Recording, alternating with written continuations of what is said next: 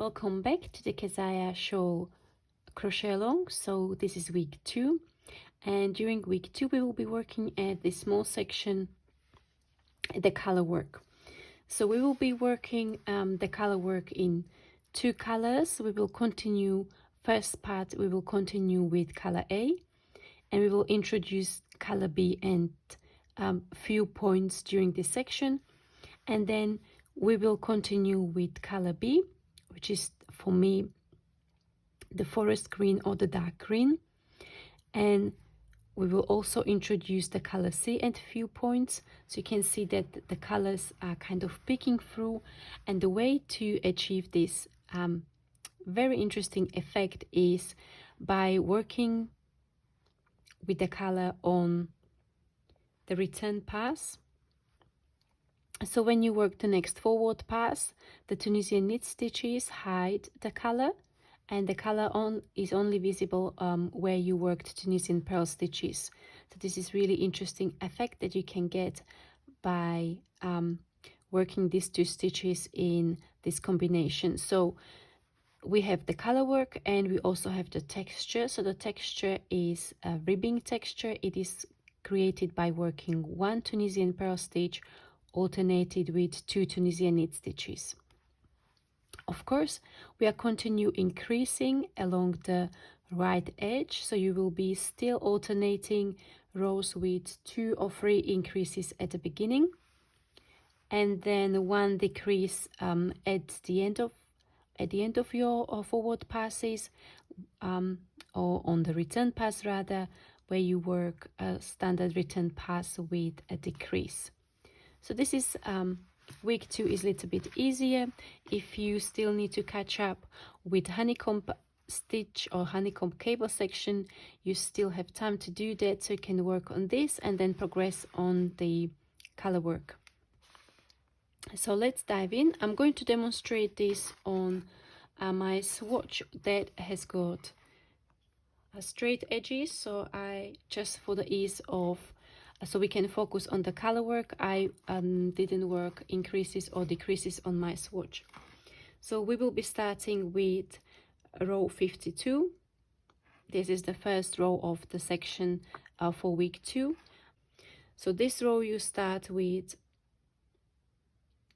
3 increases, so you work increase A, B, then Tunisian knit stitch and increase A, and you will then start alternating your Tunisian purl stitches with 2 Tunisian knit stitches. So Tunisian purl stitch is worked by bringing the yarn forward. You can either leave it on the hook, or you can hold on to it with your index finger.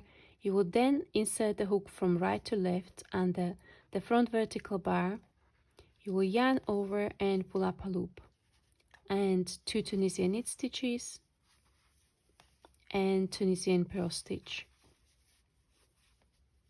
2 Tunisian knit stitches and purl stitch, and you will keep on going with the stitch pattern all the way across your row. So once you work across your row, you will work your end stitch. You will then drop color A, you will take color B. What I like to do in the color work, I like to just make a small loop, hold it with my fingers, then place it on the loop, and then you will work your standard return pass with a decrease. So you would do yarn over, pull through 2,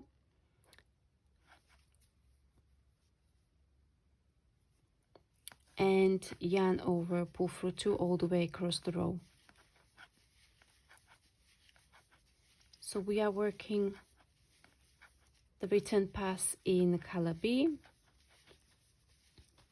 until we have last 2 loops on our hook.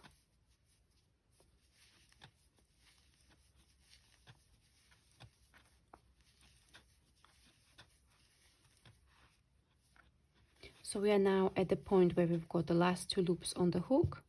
We'll take back color A, and you will do the last yarn over, pull through 2 with your color A again. Okay, so what you can do is you can cut the yarn, the color A at the end of your forward pass. In that way you're not going to have this long strand at the back of your work. You can also cut the color B, because the next time you'll be joining the color B will be at the beginning of the return pass again. And then what we do is to do the yarn over pull through 2 at the end of the return pass ensures that the next stitch, the first stitch of the following row, is in the right color. And then you will work row number 53 in A in a way that your Tunisian purl stitches and Tunisian knit stitches will align. And in this row, in row 53, you've got 2 increases at the beginning of the row. So you will work increase A, increase B, and then you continue with your stitch pattern. And as you can see, as I'm working the Tunisian knit stitches and purl stitches, the color B disappears under the knit stitches and the color still shows when I work purl stitches. So this is how you get that effect where the alternating color kind of just peeks through your fabric. It is not very prominent, but you can still see there's a little bit of a different color in the project.